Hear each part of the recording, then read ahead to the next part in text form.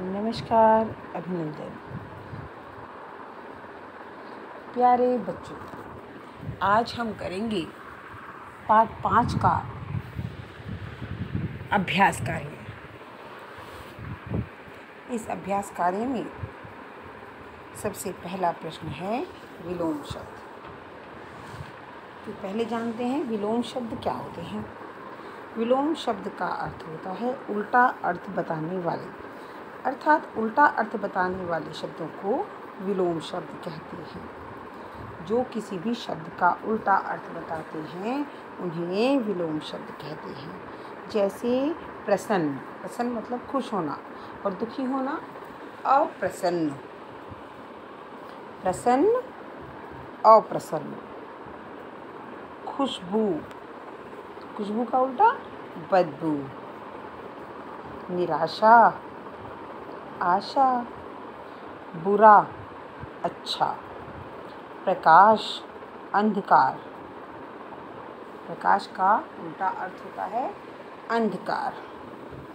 समझदार बेवकूफ़ या नासमझ। समझदार बेवकूफ़ या नासमझ। अमीर गरीब। अमीर गरीब। नीरस सरस। नीरस सरस। ठीक है, तो ये हुए विलोम शब्द। प्रसन्न अप्रसन्न। खुशबू बदबू। निराशा आशा। बुरा अच्छा। प्रकाश अंधकार। समझदार बेवकूफ़ या नासमझ। अमीर गरीब। नीरस सरस। ओके, आगे बढ़ते हैं। वैसे यहाँ पर कहा गया है उदाहरण देखो और खाली स्थान भरो। अब उदाहरण जो दिया हुआ है वह है मिठाई और उसका बनाया है मिठाइयाँ, अर्थात एक वचन का बहुवचन। वचन क्या होते हैं कि एक या अनेक का बोध कराने वाले शब्द वचन कहलाते हैं।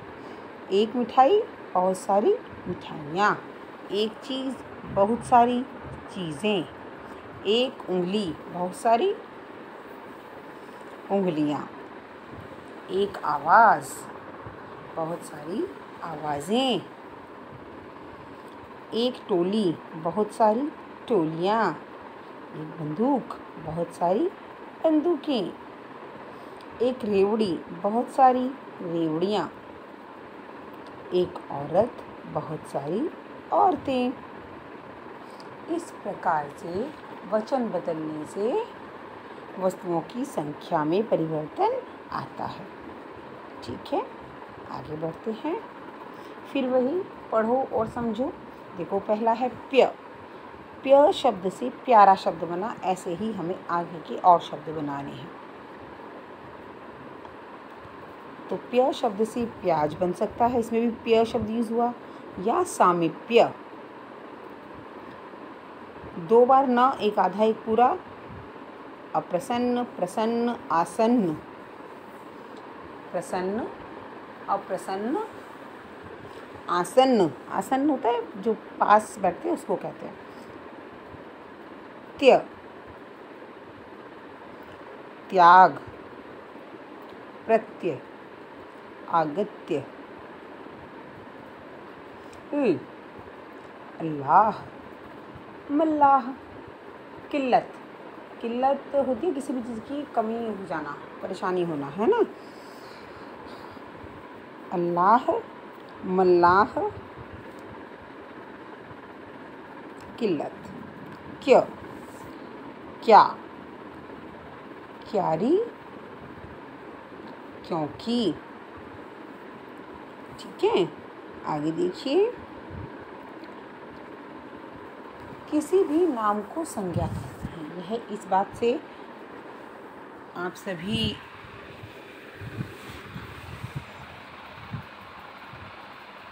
इस बात को जानते हैं, लेकिन इसके 3 प्रकार व्यक्तिवाचक, जातिवाचक और भाववाचक। व्यक्तिवाचक व्यक्ति विशेष की बात जहाँ की जाए, चाहे वह नाम हो या कोई वस्तु हो, वस्तु विशेष, व्यक्ति विशेष, स्थान विशेष और जातिवाचक जहाँ हम समूह की बात करें और भाववाचक जहाँ हम भावों की बात करें।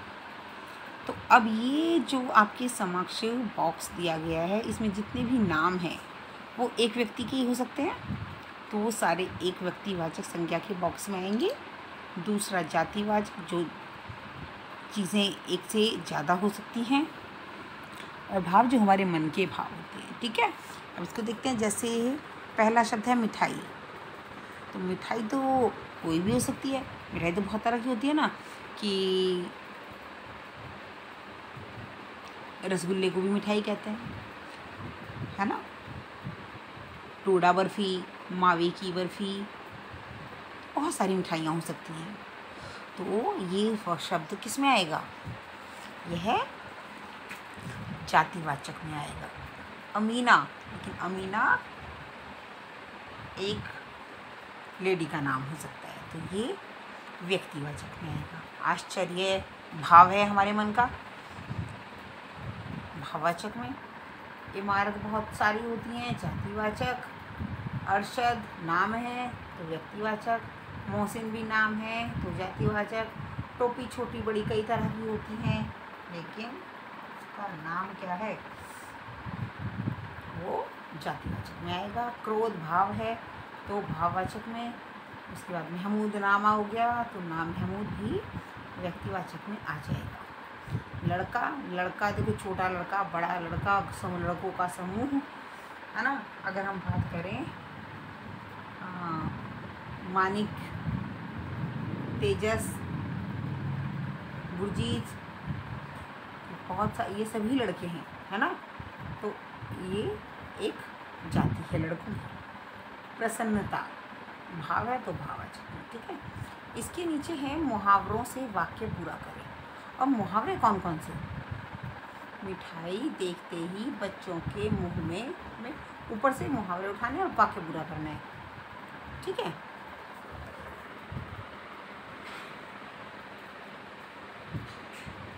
मिठाई देखते ही बच्चों के मुंह में पानी आ गया। सुनते ही आप लोगों के मन में तो नहीं आ गया ना?